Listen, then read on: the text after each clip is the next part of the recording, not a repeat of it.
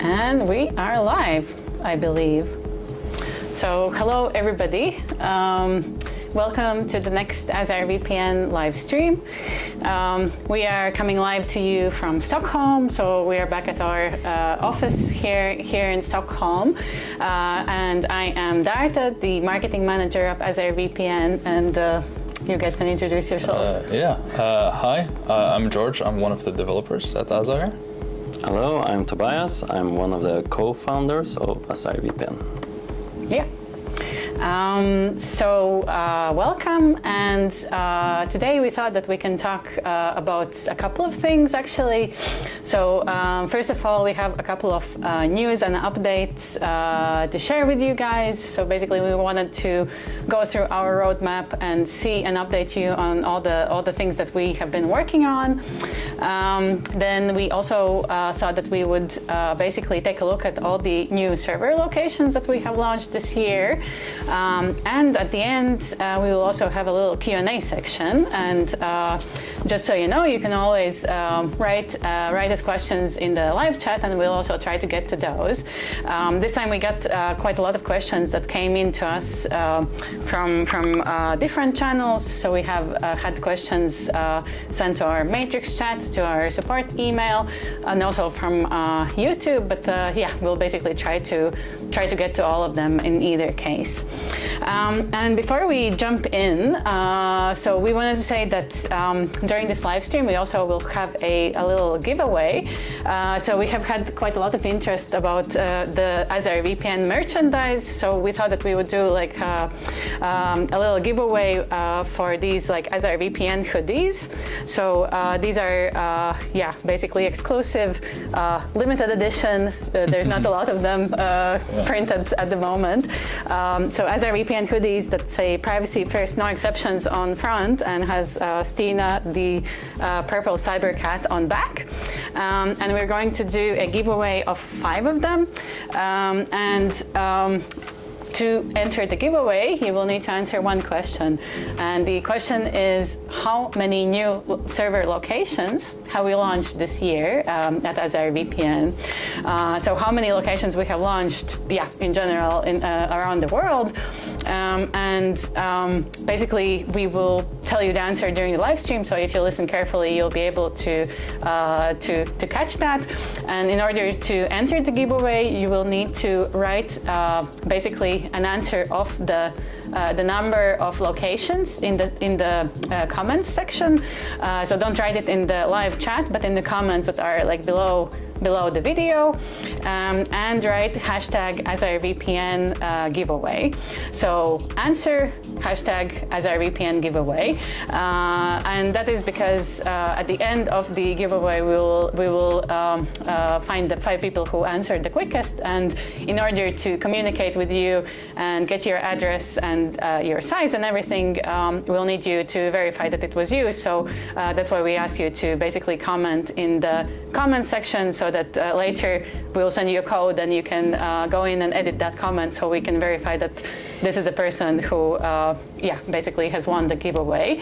Because yeah, not everybody has an email address on YouTube, and that's yeah, that's very understandable as well. Like, I mean, we are all about privacy, so it's up to you. If you don't want to leave your email, that's very fine. But in order to win in the giveaway, yeah, we will basically try to get in touch with you. Basically we thought that we would start with discussing a little bit like what has been happening at AzireVPN since our last live stream. So there's like a few things that I thought we could discuss. Yeah. First of all, we have launched a new YouTube video that was quite successful actually, the AzireVPN server journey video featuring Georgiak here, who basically guided us through the whole journey of AzireVPN servers. And if you haven't checked the video out yet, I highly recommend it because it's quite interesting to see a little bit of like behind the scenes of how we prep the servers here at the office, what we do with them, like hardware, software-wise, all the things that we do. So be sure to go and check that out. It has, I think, 18,000 views right now on YouTube. So that's pretty good for us, I would say, as a small company. So yeah. Then we also have a couple of other videos kind of like in production that are coming up. So first of all, it's a video about 100G servers here in Stockholm. So maybe Tobias, you can tell a little bit more about like what is happening there. Yeah, what's happening there? We are going to install 100G VPN servers in Stockholm. And we walk you through the whole process in the video where we install the network interfaces.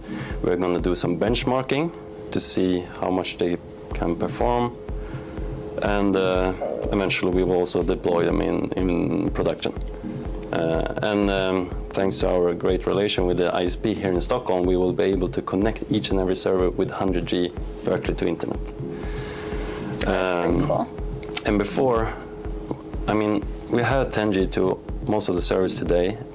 So now the bottleneck is the actual network interface, because we have really good CPUs, 72 CPU threads per server. So to make sure that we are not hitting any bottlenecks, we want to try this out. We'll see how far we can go. Great. Yes. Awesome. And what exactly, like maybe you can explain a little bit for the viewers, like what exactly the 100G means? I'm guessing that's speed, and that's faster than the 10G ones, right? Yeah, it's like 10 times faster, but usually maybe you have 500 meg, 1 gig at home, so you won't notice any difference. But if you would have 10G at home, you'll probably not be able to push the whole line on a 10G server because many customers are connected to the same server. With 100G, there won't be a bottleneck of the actual network interface. Right. Awesome. Yeah. And this video is coming up soon in the upcoming weeks. So we can't wait to show you basically more details of how the installation process looked like. And this is also one of those cases where we can actually take you inside of an actual data center. So I think that's also quite interesting for the viewers because like not all data centers allow people to just go in there and film. And speaking of, we also have another video coming up of another kind of interesting server experience. And maybe, Georgiak, you can tell a little bit more about that. Yes. So if you might have noticed, we recently released a social post about the London servers having some maintenance. And what essentially happened was we actually flew to London and did it ourselves. So the servers previously at the London data center were legacy, so it was the second location we had at Azire after Stockholm, of course. So what we did, actually, we sent the hardware prior to our arrival there, and once we arrived there, we received everything and we packed it up. But the interesting part is, as you will see in the video, is that the whole data center is actually pretty sophisticated and secure. So we actually had to do some ID checking, fingerprinting, some face photos, and so on. And they had revolving doors where you had to do a lot of controlling and so on. So the whole area is pretty secure. It has some very important infrastructure for England and that region of the area, like the country in general. So it was pretty interesting that we went in there. We did it ourselves. So we swapped everything in a way to ensure minimal downtime for users. So I think the whole swap was like 5 minutes tops. So we made sure everything worked before we unplugged anything, the old legacy servers. We also switched out the networking hardware as well, since it was pretty limited. So that's also a reason why we flew there and did it ourselves. We swapped out the hardware for networking interfaces, and also the servers. So the whole stack is brand new, essentially. And of course, we only aim for 10G now on newer locations and servers. So all of those are at 10G as well. Yes. Yeah, exactly. And London was one of the first locations that we actually launched for AzireVPN in general. I think it was actually the second location, yes, right? Second, yeah. Yes. After Stockholm. So it's a location that we have had for a long time. So of course it had like some equipment that was a little bit outdated. So it was very nice to go there in person and do all that. And we're also happy that we got to record some of it, even if we didn't get to go inside of, like, as you mentioned, this like super high security data center. We'll try to walk you through and show you as much as we can show, because I think that that's also quite an interesting experience that not a lot of people get to see day to day. And I would say not us, because it's like we don't go to data centers every day, do we? No. This is a special occasion, like we mentioned. Unless it's in Stockholm and we're there at the time, it's very unlikely that we do anything ourselves. So it was a fun experience, and we also wanted to show you a little bit of how it works in other areas, data centers. Yeah, exactly. And exactly. Basically, you can just stay tuned, and both of these two videos, the London video and also the Kista Data Center 100G server video, those are coming up on our YouTube channel quite soon. And then, moving on, we thought that we could basically discuss a little bit about like what have we been doing this whole year, starting from January. And you probably have already noticed that there's quite a lot of new server locations popping up in the app. There's also a lot of blog posts announcing the new server locations. So I thought that it would be interesting to basically show you guys how many new server locations we have launched this year. So here on the background, you can kind of see the graphics of like at the beginning of the year, on the 1st of January, we had 28 locations worldwide. Now, currently we have 61 locations. So that means that we have more than doubled the number of locations that we have in a very, very short amount of time. So that's like the fastest we have expanded in the history of AzireVPN. And we have added quite a lot of really cool locations. So the total number of new locations is 33 locations worldwide that we have added. We have added like whole new parts of world. We have added continents that we didn't have before. We have servers in Australia and New Zealand right now.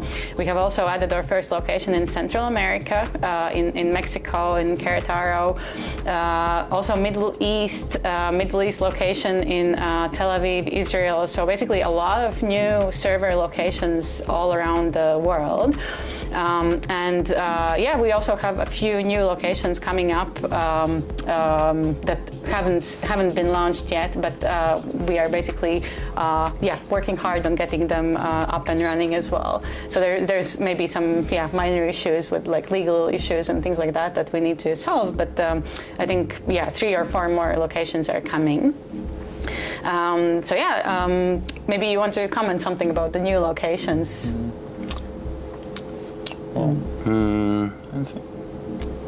Well, we can comment on the new locations that we plan for that haven't been released yet. We're expanding in Spain, Barcelona. Great. We are looking at Johannesburg, South Africa. And I think we're gonna add another location in France as well. Haven't decided yet in which city. All right. And if I remember correctly, Glasgow was also coming up. Yes, Glasgow is on the roadmap too. Yeah, and was it Sao Paulo, or? Yeah. Yeah. Sao Paulo is is being prepared. Yeah. It's gonna be shipped soon. So basically, stay tuned, and some more locations are coming up, and also maybe you can comment. Are those new locations that we're launching, are all of them 10G, or what can we expect speed-wise? All locations are 10G. Awesome. New servers, yes. Yeah, and all of the new locations that we have launched are also the same as our old locations. It's basically infrastructure that we own, servers that we send out ourselves. Yeah. All right. Yes. Awesome. All right. Then, another thing that maybe fun fact we can mention that additionally to launching new locations, we have been upgrading some of the existing locations. So you may have already noticed the speed improvements on certain locations. So we have updated, and in most cases, I think it's doubled the number of servers we have had in these locations. So Chicago, Dallas, New York, San Francisco, and Seattle, all of them have basically received new equipment. There you can also expect much faster speeds and more reliable service, which is, I think, great news for everybody. Then moving on, the next chapter that I thought we could do is the roadmap for 2025.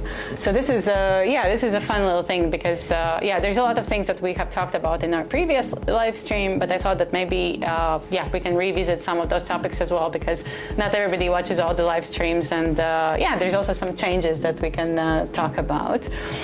So first of all, a lot of people have been asking about the Linux app, and I think that this will be the question for Georgiak, for you. I see that one of the users on Matrix has asked, when will Azire publish the official Linux app? I've started waiting for it from last year. Yes. Yeah, we've gotten that question multiple times. I think support tickets, like mail in general, also. We are currently looking into how to implement a graphical interface for Linux. However, due to the fact that we're not that many on the development team for clients, and that not all platforms are still up to par to each other. So you might have noticed, for example, if you're on Apple platforms, iOS, macOS, or on Android, you might have noticed that we have started releasing updates for changing settings on the WireGuard tunnels themselves. We're still working on implementing that on Windows. So once that is done, we will start looking into implementing a Linux client as well. We also have to make sure that it works on multiple distributions as well. So if there's some conflict, we will try to make sure that it works on all of them. I'm also hopeful for the Linux app as well. So it's coming soon. Awesome. I think that a lot of our users are probably happy to hear that, because as you mentioned, a lot of people have been requesting it and writing a lot of questions to us. So definitely. Then moving on, the next topic we have here, so the pre-shared keys and quantum encryption. Maybe you can, either of you can take this one. Yeah, we can mention that the work has started. We're gonna implement it. It will take some more time, but we have also hired a new team member that will help us as a senior Linux engineer to work on the infrastructure part. So hopefully it should, Yeah, absolutely. Exactly. And our small team is expanding a little bit. So we have actually two new teammates who have joined us in this past month, I believe. So that also kind of means that we can get to things like this a little bit faster than we were able to before. Next topic, double hop. I think that's also on the same. Yeah, Like it's all work. It's interesting. We take everything at the same time, so it's all multiple stuff. Yeah, but like you mentioned. Yeah, we're doing it both the infrastructure side and on client side. So Yeah. I think most of them will happen all around the same time. Yeah, we'll keep popping up after each other. Awesome. Yeah. So people can expect basically a new update that will be released with all of those things together. Well, at least close by to each other. So it might be like a week or so after, or maybe 2 weeks. But we're not really sure. But it's all all going at the same time, like same speeds. So it's nice. Nice. Yeah, nice. That's exactly something to look forward to. And then we also have the external audit coming up, right? So Yes. maybe Tobias, you can comment a little bit more about that. Yeah, we can just mention that external audit. What is it? Yeah, it's an external company who's gonna audit the infrastructure, our source code, almost everything, and we're doing it to be able to. We want to be transparent and to be able to prove that what we are claiming is true. That we are building a known logging VPN service. Everything about blind operator, that we cannot log into the servers, all that, and of course also to get another eyes on the infrastructure to see if there is something to be found that can be fixed as well. And we are aiming to have this audit done after the summer, sometime. All right. That's awesome. I think that that is also a huge milestone for us in terms of transparency, just to be able to show people that the things that we claim that we do, we actually do. Because I think that like things like audits are that's kind of a pricey thing to do for a small company. So we're very happy that we get a chance to do that now. So yeah, that's that about our roadmap.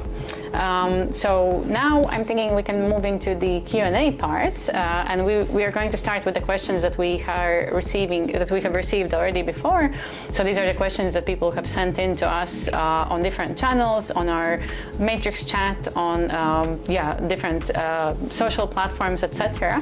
And actually, the first of the questions is it comes from the video that we published, and it was somebody who wrote in the comments, and I believe that it's just interesting to maybe include it a little bit, because in the server journey video we showed that we actually go in and we physically put in glue, or in this case silicone, in the server ports.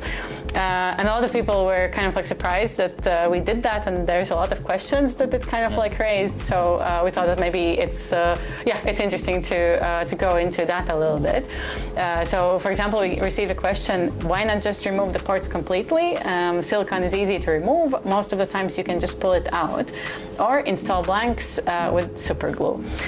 So maybe Georgia, you also commented a little bit about that in the video itself, but just to reiterate. Yeah, so we mentioned in the video, it's actually an old AzireVPN tradition.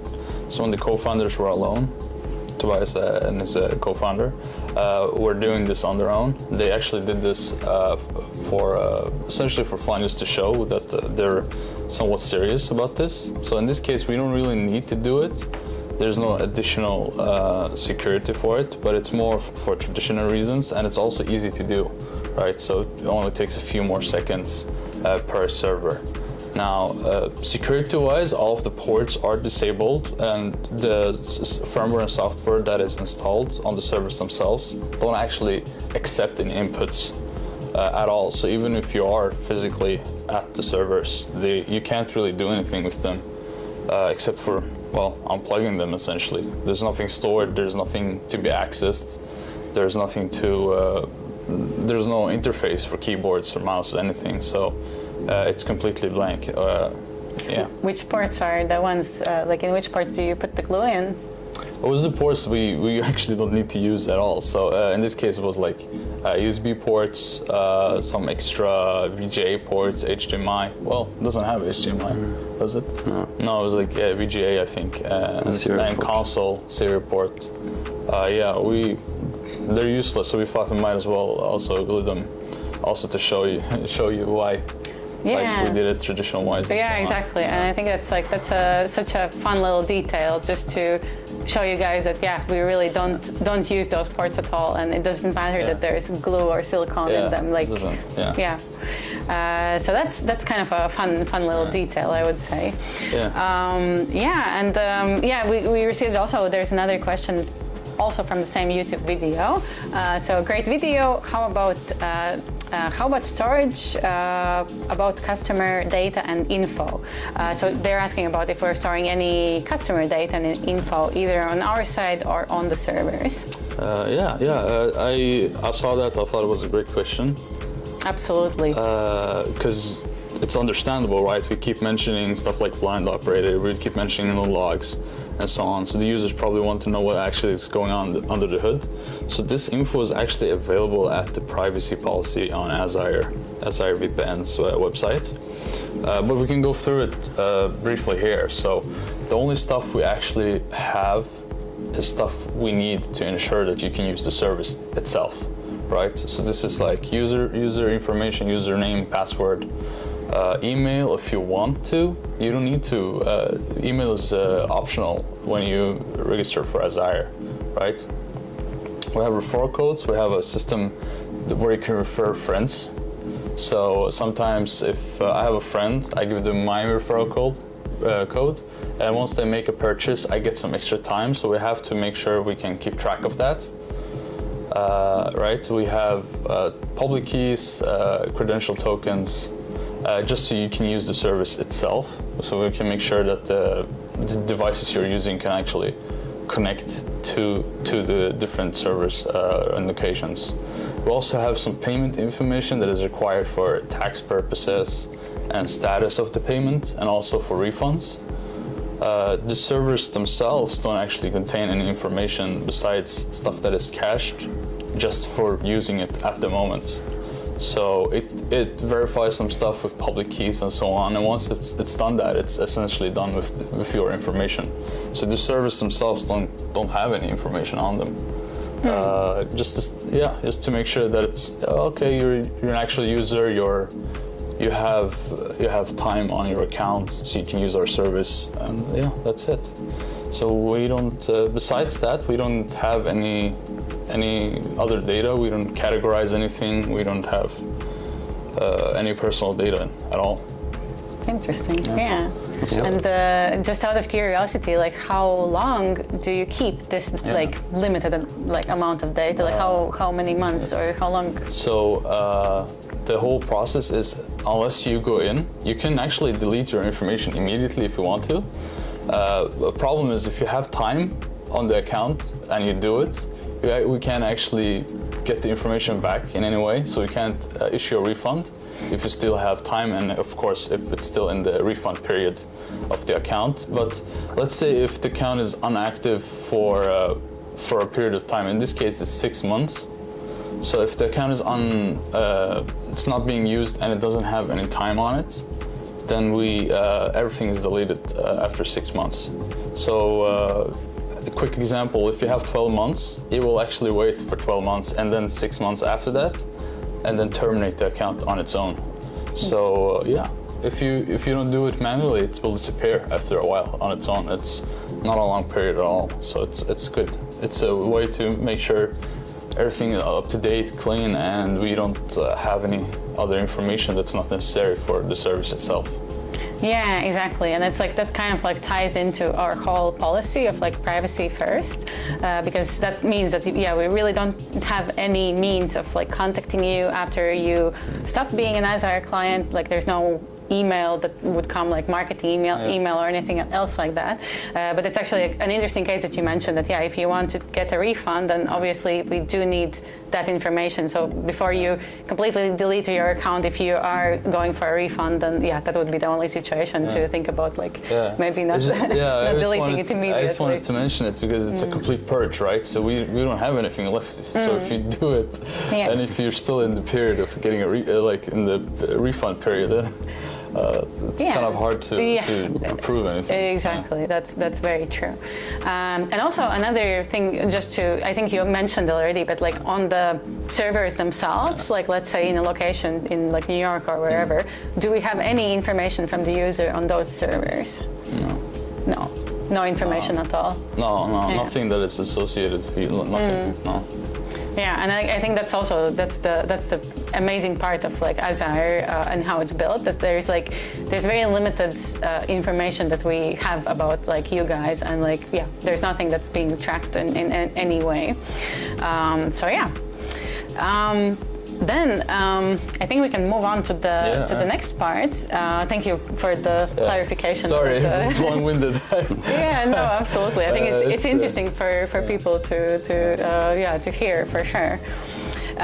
So we got actually a question from our Matrix chat where somebody asked about so basically Google services are identifying both the IPv6 and IPv4 addresses as being in Jakarta, Indonesia, when I'm connected to New York, US servers. So I'm guessing this user is based in some like third different location that's not either of them. However, they see this like weird random location popping up. So maybe you can. This is also kind of like a question we have received a few times. So maybe you can walk us through. It was. I received a similar actually a while ago on another location, and in this case, and for Google services, it's probably because multiple users are from for example from Indonesia are connecting to the New York servers themselves. And then, since they're using Google services in their own native language, and they don't go to Google.com, they go to whatever version of Google they have. Google has its own algorithm, so it doesn't really look at Geo-IP databases. It essentially ignores those, but it has its own algorithm to make sure. Well, what is the likelihood that I'm being reported? This location isn't New York. It's probably something else, since there's so many users. Using another language, right? So what Google does essentially says, all right, well, obviously something is wrong. The majority of users are from Indonesia, so I'm gonna switch that and say that you are located in Indonesia. I guess the default for that is in Jakarta. That makes sense, being the capital and everything. So it's essentially a guessing game when it comes to Google, and of course. You can have other services also use Geo-IP databases, but anyone can go in and submit an update or change or remove anything. So it's quite often it's a guessing game. But of course, we when we notice stuff like that, we make sure to report it. So we go in, you can report that, in this case at Google themselves. They have a form for it. We reported it immediately, and we told them, hi, this is not actually in Indonesia, this is actually in New York, US. So as of this stream, we have double-checked, and it says New York now. Yeah, exactly. And like Google is definitely tricky like that. And I think that it's not an issue just with AzireVPN or just VPNs in general. That's like that's a bigger question that happens. But yeah, thank you for that explanation. I think that's it's interesting to hear, because I think I have sometimes seen that like I have connected to like I think it was Romania, and I saw like results from Germany or something, and I was a little bit like surprised to see the results there. But that kind of explains that maybe there are quite a lot of like German users who are connected to that VPN location. All right. Then the next question we got is also actually a question we get quite a lot these days. So, is cryptocurrency payment option coming back? So yeah, first of all, yes, that is the case. That as you have noticed, like we have removed cryptocurrency payment option. It was temporarily unavailable since January 31st this year, and basically the reason for it is that our previous vendor became unavailable. So we basically kind of needed to look for another payment provider, and that kind of opened another wormhole, and we realized that it's not so easy to find a suitable provider. So that is the reason why we have removed the cryptocurrency payment option in general. And we, of course, understand that this is not the answer that you are looking for, and it's we're also not super happy about it ourselves. And we basically, if we find a good solution in the future, we will definitely bring it back, and we are looking for it. It's just that we cannot really make a promise that will happen in the next months. But of course, we'll do our best to keep our options open and keep looking for it. So yeah, that's the answer about the cryptocurrency. All right, then the next question we had is why were the SOCKS 5 proxies removed? Yeah, so they were not actually removed. They were added to even more servers than we had before. Now every single server in the network has a SOCKS 5 proxy on it. But it was a bit of we changed the hostname on those, so they are using the same hostname as WireGuard does.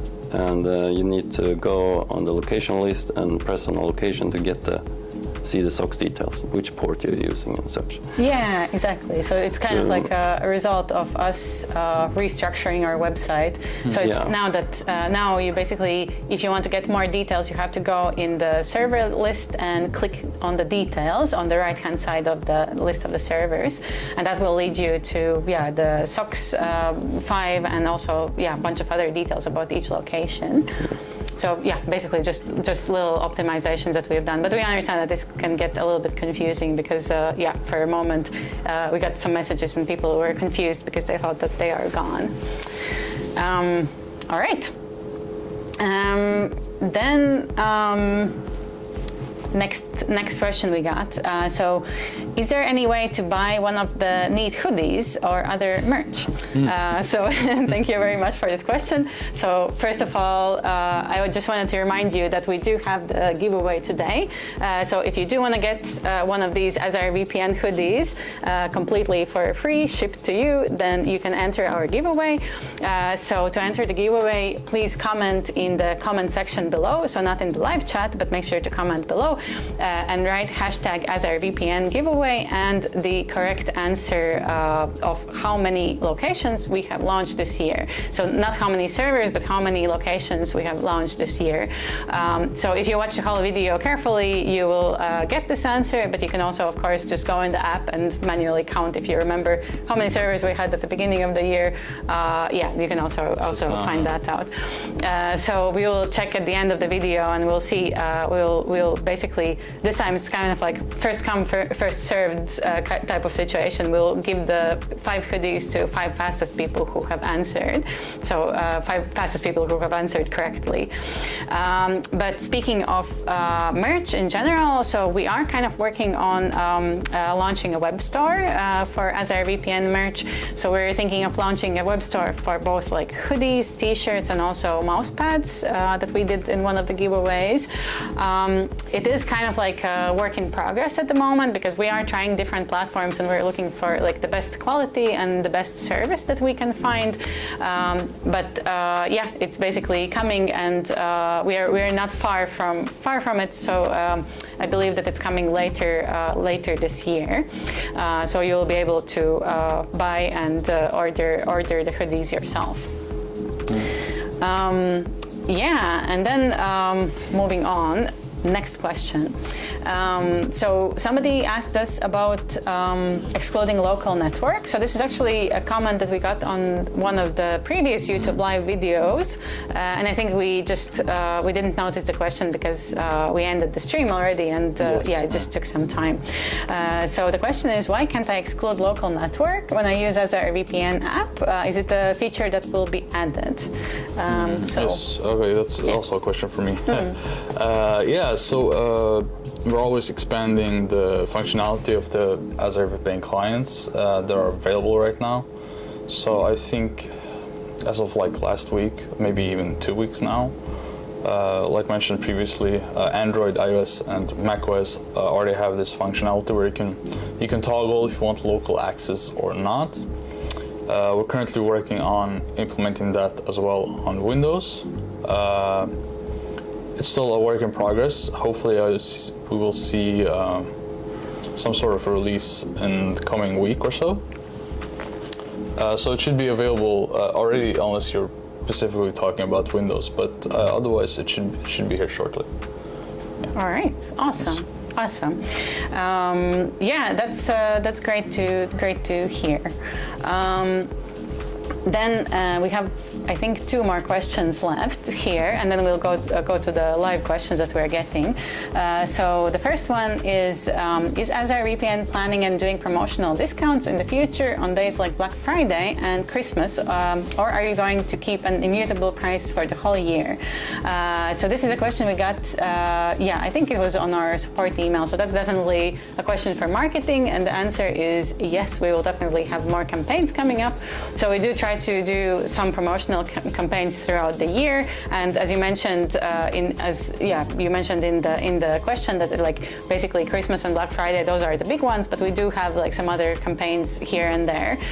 Can't really tell you which one is the next one coming up, but stay tuned, and there will definitely be good campaigns coming in the future. And then the last question we got is actually from a review we got on Trustpilot, and then we had a user who asked, are you planning to make your app available in Japanese?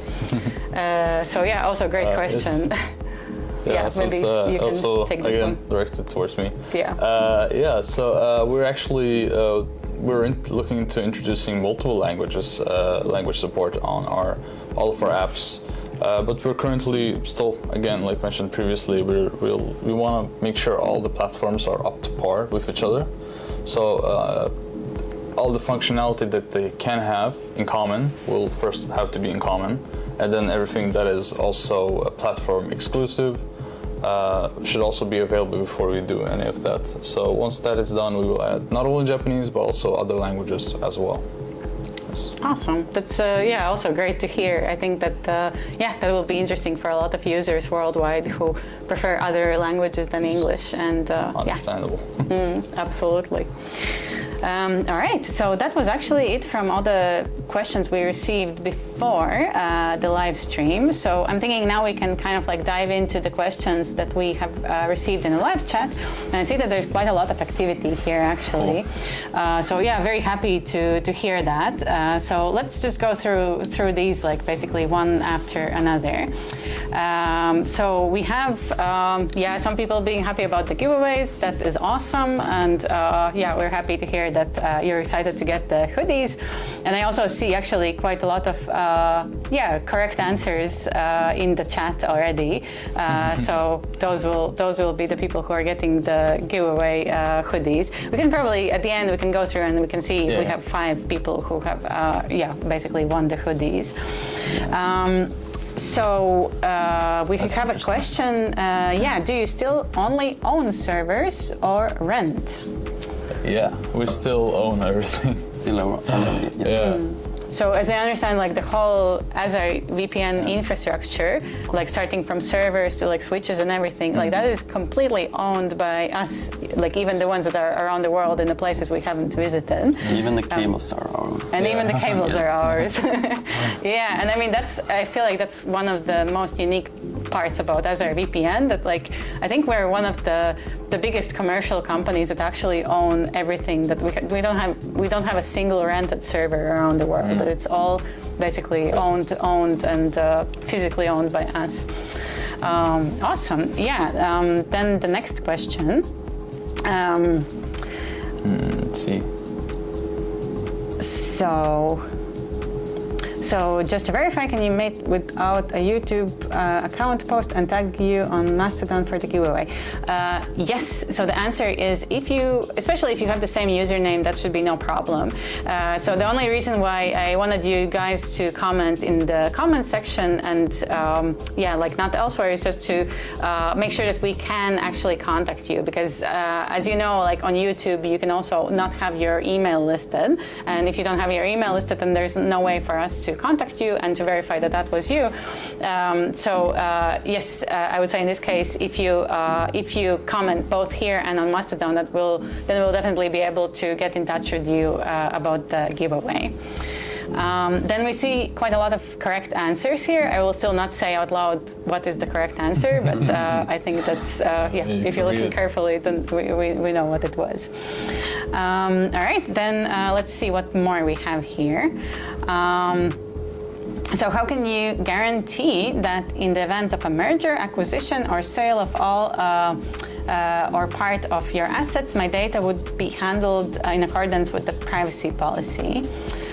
So that's an interesting question. I don't know, Tobias, do you want to take this one? I mean, to start with, there is not much of sensitive data to. I would just recommend you to make sure that you're not using your real name as your username. If you really need to use an email, sign up for an anonymous email service, and you don't really need to think about. Yeah, because I think that in that case, that's about it. That's all the information we have from you. We have your username, and that's kind of something we have always been saying, and it's general kind of good advice that you shouldn't use your personal name or any other personal identifiable information in your username. It's kind of just a good practice to not have that out there. Same goes for passwords. Choose something that you know and you remember, and so on. And and email is completely optional. So in this case, in case of as you mentioned, the merger or acquisition, if there is no data that we can basically pass on to anybody else, then nothing can happen to even if the company is sold, nothing can happen to your personal data. So that's kind of the short answer to that. Yeah, and then the other thing is, of course, the acquisition part. I think that you're probably talking about the recent Malwarebytes acquisition, because AzireVPN was acquired by Malwarebytes. So this is also one of the things that we kind of we wouldn't get acquired by a company that we didn't fully trust. So we know that they will not do anything bad with the data that we have, second of all, there is no data to share. And our company values align well in that sense. I think that Malwarebytes is also very privacy conscious, and basically on the grand scheme of things, our values are very aligned. So that's the answer. All right. So next. No one knows if there will be another future acquisition, maybe even larger. How do they guarantee that my data will be handled as they say? So that's also we kind of answered that already in the previous question. That the same answer to that. All right, next one. So thanks for all the new exit nodes. Any timelines on South Africa? So Johannesburg. Thailand, we are still working on contract stuff. We have found a provider that we want to work with. We just need that signed off, and hopefully when that is done, it should go quite fast to have it all shipped and running. So maybe in late May, hopefully, we'll see. Fingers crossed. Yes. Yeah, because like that's the case with the server launching. That like as you see that this year, like some of the servers go super quickly and smoothly, and that's like from our side, it's like not a lot of work to launch a new location once we have found it. But then there's also the other side of it, that it's also the contract issues, and especially if we're talking about different countries, different regulations, and so on. It's like the story gets very different depending on the location. But yeah, hopefully, fingers crossed that the Johannesburg location will be coming soon, and we'll definitely announce it on all of our blog and social channels. So yeah, stay tuned for that. All right. Let's see what else we have here. Yes, they have merged with Malwarebytes. Yeah, that's correct. Will you guys open source? Well, we haven't decided yet on what to open source. We have our own GitHub with one single script in it. But we are pro open source, so we'll see exactly what parts will be open source. Yeah.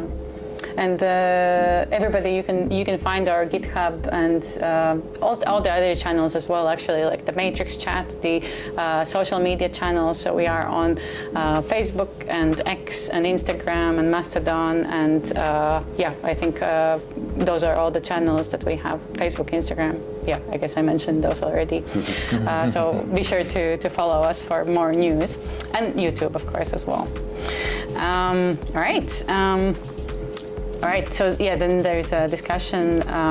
Yes, I know, but the privacy policy states that in case of acquisition, my data will be handled in accordance to the current privacy policy. No one knows if there will be another. That's the one I read already. The same, yeah. All right. Store, maybe the store question. Thanks for all the new exit nodes. That's. Aren't we here? Oh yeah. Here now? Yeah. Is there a store where you can buy AzireVPN merch, like the mousepad you gave away? So yes, exactly. That's the question that we kind of already answered before. We are working on a web store. It's not launched yet, but stay tuned, and it will be coming hopefully this year. Yeah, like earlier rather than later. We're looking for a good store and basically a good fit for us to sell the merch. So yeah. Why does Tobias look sad today? Oh. Well, Cry face. I've been sick for almost 2 weeks now, trying to. Yeah, I will try to look a bit more happy. Sorry about that. I think it's all right. Yeah. I mean, we are a Swedish company, so that's just the normal Swedish look, actually. So I think it's not sad. It's just nothing. It's just regular. I just have a look. Yeah, it's just a default expression. All right. Then we have some more correct answers. All right, there's another question. Are you all the same staff members that you were in AzireVPN in 2012? That would be yeah, so 2012. Actually, yeah, I think Tobias, you can probably comment. I'm still here. You're still here, exactly. I'm still here. And at that time it was almost only me. Yeah. So it's about the same, I would say. Yeah. I mean, I had someone helping me in the beginning. I mean, exactly. Like you, the original co-owners are still here. And what year did you join? 2 years ago? Yeah. I'm not sure. I mean, I was like 13, 12 at 2012, so I couldn't really be part of the same staff. Yeah, exactly. And I joined in 2023. I think it was, autumn of 2023. So also, kind of, coming up to 2 years soon. So yeah, but like in general, like, that's kind of like the same people throughout the years. Now, as we mentioned, we are expanding a little bit. We have just welcomed 2 new team members, so that's also kind of like, it means that we'll be able to do a lot of these things that we talked about. We'll be able to do a little bit faster. So yeah. Let's see. So. How do you handle abuse reports, like copyright infringement on servers in the US? Oh, wonderful. Yeah, that's a good question. So usually the ISP is getting the abuse reports first. They forward them to us. We read them. We throw them in the trash. We don't throw them in the trash, but we politely tell the sender that we are no logging VPN service. Yeah, we don't know. We cannot really help them. Yeah, exactly. And then we throw them in the trash. Yeah, because this kind of like ties into the thing that like even if any like authorities come to us, like we don't really store anything. There's there's no information to share with anybody, really. Yes. Yeah. All right.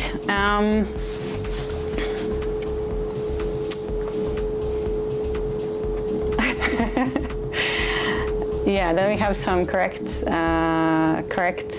guesses. I think we can soon probably go and see, what like who has won the hoodies. And somebody asked actually, did I win? All right, so then we have a question. As a 2018 customer, I would say that the sweatshirt is mandatory. All right. Well, do you want the sweatshirt? So, I guess it's sweatshirt is the one without the hood, or is it? Well, or sweatshirt and hoodie is the same thing. Could I'm be not sure. right? Yeah, because I thought like the sweatshirt is kind of like a hoodie without the hood part, like just a sweater. Yeah, that's a good idea. And if you have any other ideas for what you would like to see for merch, you're very free to write to us, and we'll definitely look through that as well. All right. Kind of lost where I was.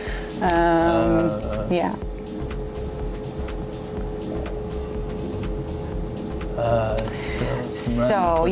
She said the competition is being held in the comments after the live stream is over, not in the live chat. So yeah, this is kind of like a technical detail that we realized that in order to for you guys to be able to go in and edit your comment, you would need to be commenting on the video and not in the live chat.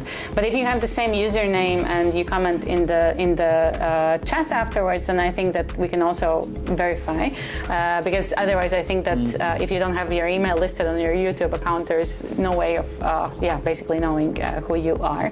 So that's the only issue. All right, then let's see what else we have here. Some person spamming a bunch of questions. Yes. This person, let's see. So I was browsing YouTube and I was wondering what is this. So what is this? Welcome. This is welcome. This is the live chat of AzireVPN. Basically, the people, the team behind AzireVPN, talking about VPN and some other stuff. Low battery. Yeah. So I assume it's a VPN service. I'm asking here obvious questions. So how do we know if and how we can trust you? Oh, wonderful. Obviously, even companies like Google, for example, started with no evil and, now did a total 180. Because, dollar sign, and everyone does it for dollar sign and not for other reason. It's just the question how far a company goes to get those, money. So this is kind of like, I get where you're coming from, and it's kind of like a bigger question, I would say, for all VPN companies, because it's kind of like if you're using a VPN service, it means that you kind of like put your trust in the company instead of your ISP, So obviously you want to know that you can trust the company, and you can know that you can, basically be sure that they will not abuse the data that they get, and like basically that they don't store the data and so on. And I think like there is no like quick and easy answer, because like at the end of the day, it is kind of about the trust. But some things that you can do is like, for example, this external audit thing is that that is the reason why we're going to going forward with getting an external audit, because that is kind of like one of the ways to verify that all of the things that we talk about here, like all the stuff that we own our own infrastructure, that we have this blind operator mode, which is kind of like allows us to basically not be able to, like, not even AzireVPN employees can see the information that's going on inside of the servers. That's just not possible. Like, that's not physically possible. And for that reason, of course, we try to be as transparent as possible. We're trying to release as much information about each server location as possible. Every server, if you go in our blog, you will see that every server has like both like the picture there. It has like a lot of like technical information about like what exactly is there. You can see that there's no physical storage, like the servers, as like as we have shown also in our live videos, there's like nothing in the server itself. But yeah, of course, like at the end of the day, it's your decision if you decide to trust a company or not. But I think that that like, for example, the external audit will hopefully help to validate this, like all of our efforts in transparency. And it's also kind of like a reason why we're doing these like Facebook Live videos, because like there's a lot of VPN companies that are kind of like very anonymous, and kind of like it feels like it's behind the wall and you don't see what's actually going on inside of it. But in our case, we kind of like want to break out of that, and we kind of want to show you that like here we are. We might not be perfect, but like all the things that we are doing, we're kind of like those are the things that we're doing like, in the name of transparency. Like check out the website, check out the YouTube channel itself. Yeah. Like Yeah, exactly. Maybe talk to other people who have used our service and see their reviews and so on. Check battery. Yeah, the battery is a little bit low, but I think it will be fine. It's quite all right. Usually lasts for a long enough time. If we need to stop, then we'll do it. Yes. All right. So has Azire been audited? So that is, that's a question we kind of answered, that we have not been audited yet, but we are looking forward to getting an external audit later this year. So that is actually coming up, in 2025. So stay tuned, and that is coming. Will you add an ad blocker? Yes. We have plans to do different kind of DNS filtering options that will be implemented in the client apps as well. It could be to block ads, or block adult content, or block other nefarious phishing, malware stuff. I believe it's on the roadmap, but we have we tried out the demo once. Tried out some stuff, so it's there. So that's also a good news. I would say it's something to look forward to. And the more we grow and so on, like we also will have more basically hands to do all of these tasks, because as you know, we used to be a very small team, and now we're kind of like slowly growing. All right, next question. So I saw that you had an as client on your GitHub a long time ago. What happened to it? I don't know about that. Why did you decide to make your VPN client closed source? So this is we kind of like mentioned the open source thing briefly. I don't know if there's anything else you want to add.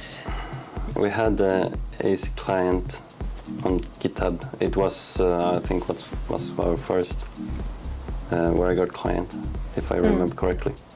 But we had to rebuild it to make it work on different platforms, like on Windows. We decided to didn't want to maintain different versions of the app, so we scrapped. Yeah, exactly. All right.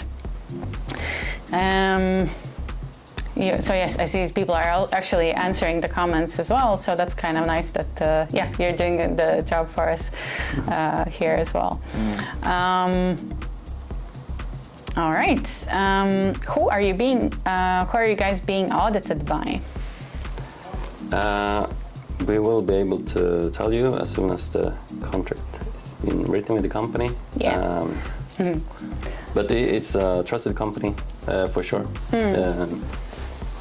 people will probably recognize the name. Yeah, exactly. That's kind of like, Right. that's the main thing that matters. I Yeah. would say that it's. So we will tell you yeah. as soon as we can. Yes, definitely. And it's also something that we'll definitely document those things, and like you'll see the information coming up on our blog and yeah, elsewhere as well. All right, let's see, moving on. So I joined a bit late, but was there ETA for your obfuscation solution? That's Shadow Socks. Oh yeah. I don't remember if we mentioned that, but it's on the same like timeline as with pre-shared keys and double hop. We are building all the infrastructure upgrades at the same time. Yeah. All right. Has Azire been sued over abuse, or is there concern over the potential lawsuit in the future? I know many copyright holders can be quite litigious, especially in America.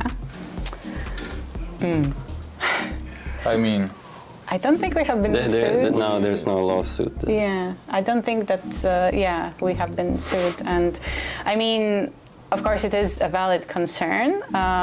But again, like this kind of comes back to the fact that this is our company policy, that we don't retain any data, so there's nothing to share. But of course, like if authorities come to us, we are like compelled to basically work with them, and if they're asking for some things, like we are not above the law, but it's just that there is nothing to give them. So that's kind of like that's that. Yeah. That's that. All right. Next question. Why does Malva not have a variant canary? Well, you do have one. They say that under Swedish law, there's no way for them to get forced to secrecy act against users, so warrant canary is useless. Ooh, good question. I mean, we have it so we can just tell them if someone comes in and asks. It's not necessarily about the fact that we. Yes, it's not much of a work to have assigned it once a month or so. So yeah, it can be there. Just to have it, yeah, exactly. So we keep publishing it basically roughly once a month. On our page. I see that my computer battery is running a little bit low, but we still have 4%, so we'll go as long as we can. All right.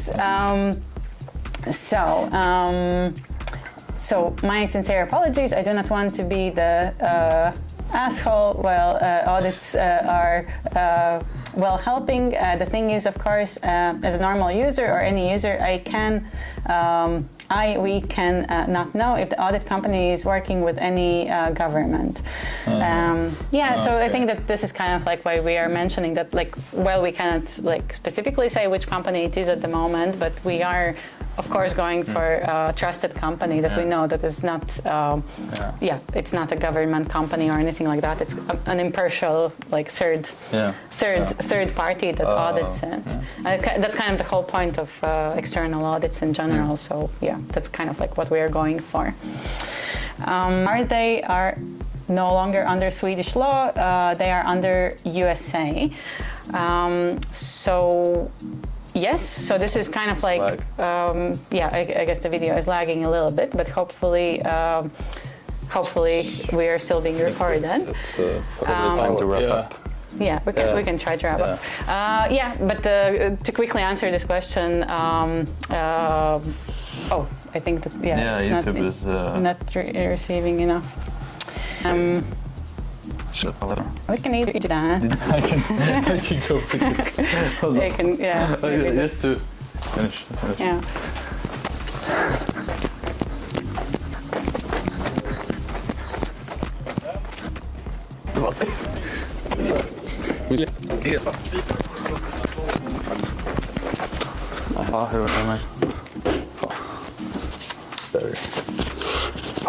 Probably entering like low power mode, so it's like killing the screen. Yeah, it might be. I wrote in the chat that we're still here just fixing some technical problems.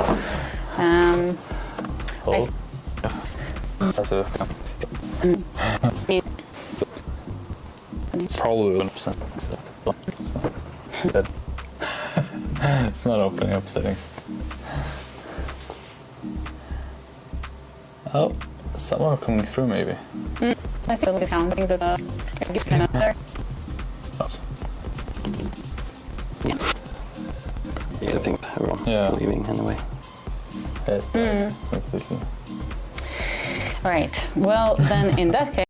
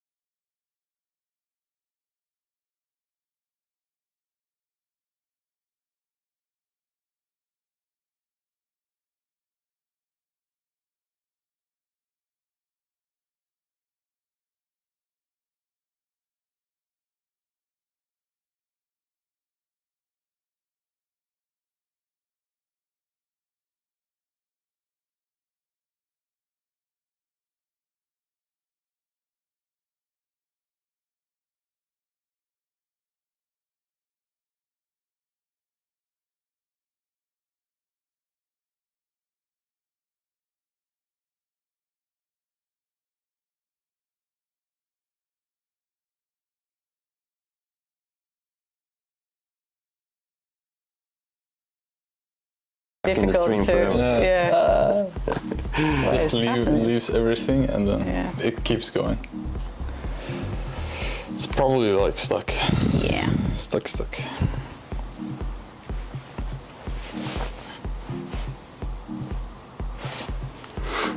Yeah, I think you can stop Stream, and it froze. And it froze, yeah. I think that might need to wait until it unfreezes a little bit. Can turn off everything, I think. So.